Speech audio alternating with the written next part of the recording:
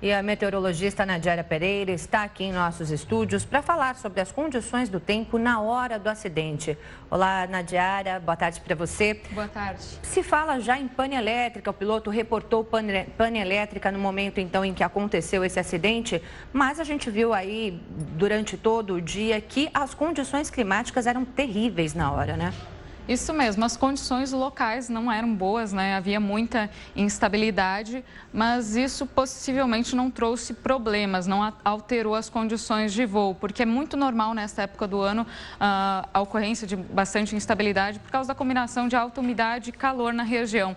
Então, a gente teve tempestades piores do que a desta noite durante o final de semana e isso não afetou a aviação. E também, quando eles fazem a rota de voo, eles já sabem, né, as tempestades que virão pela frente. Então, eles podem ter enfrentado, sim, fortes tempestades no caminho, na rota. Algumas imagens que a gente tem de satélite mostram que havia nuvens bastante carregadas. A gente pode observar aqui, nessa imagem mesmo, um corredor de instabilidade que cruza, né, a Colômbia e vem aqui pela costa oeste da América do Sul. Então, havia esse corredor de umidade, mas possivelmente, então, o avião enfrentou essas instabilidades no caminho, mas no local mesmo da queda, relatos locais, a meteorologia local informa que havia apenas chuva leve. Então, provavelmente, o avião enfrentou instabilidades e até turbulência antes da queda, mas no momento, por enquanto, as informações dizem que não havia ventos fortes e que possam ter trazido algum dano. No local, como havia chuva fraca e bastante nebulosidade, a visibilidade podia ser afetada. Então, como houve... Também por ser uma região montanhosa ou não?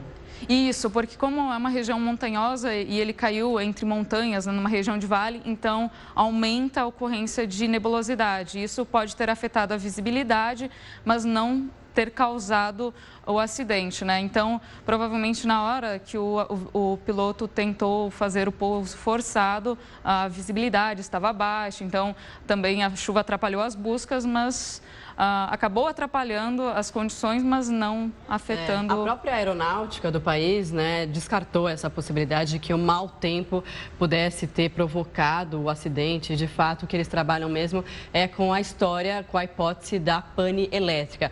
Mas o fato é que o piloto percebeu que teve uma pane elétrica, ele tentou fazer o pouso forçado, é uma região complicada, montanhosa e que, por conta disso, o avião pode ter, talvez se ele estivesse num espaço mais plano, com boas condições climáticas, ele conseguiria fazer esse pouso forçado e talvez teriam até mais sobreviventes. O fato é que pode ter atrapalhado e causado, quem sabe, esse acidente de uma forma mais grave, digamos assim, né?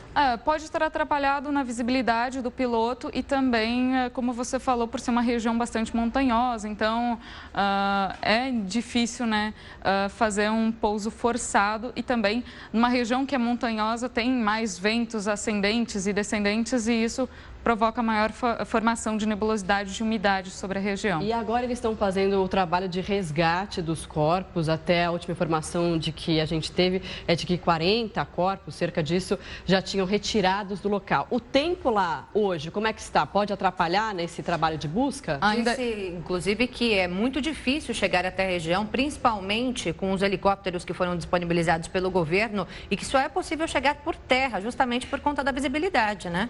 A umidade encontra-se ainda bastante elevada e justamente agora, entre o final da tarde e a noite, aumenta o risco para tempestades no local, justamente por causa do calor e que combinado com essa umidade acaba formando as nuvens mais carregadas. Então, no final do dia, aumenta a chance para chuva forte e isso pode sim trazer transtornos aí para as buscas e né, para o detalhamento de como está a situação da aeronave.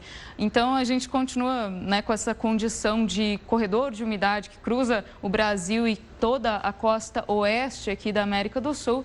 Então, é uma condição comum para essa época do ano. Então, os pilotos, a aviação está acostumada a enfrentar esse tipo de tempestades. Inclusive, teve uma, até que você estava citando fora do ar, teve uma tempestade bastante forte recentemente que não teve problema nenhum na aviação. Isso mesmo. Os meteorologistas estão analisando, né, tempestades dos dias anteriores. No domingo, houve uma tempestade bastante intensa sobre a região e trouxe aí ventos fortes, chuva intensa.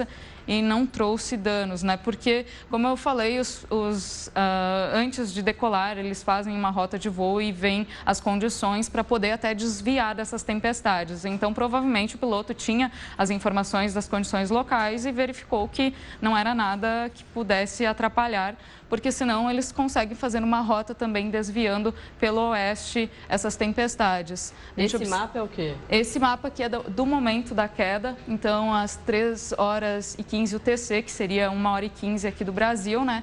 E a gente acompanha que em toda essa metade leste aqui da Colômbia, as instabilidades estavam mais intensas. Então, justamente região que o avião deve ter passado e pode ter sofrido turbulência no decorrer do voo. Mas mais aqui, próxima à região de Medellín, havia bastante nebulosidade, mas a condição já era menos instável do que nas regiões mais ao sul e leste da Colômbia. Tá certo, Nadiara. Obrigada pelas suas informações, viu?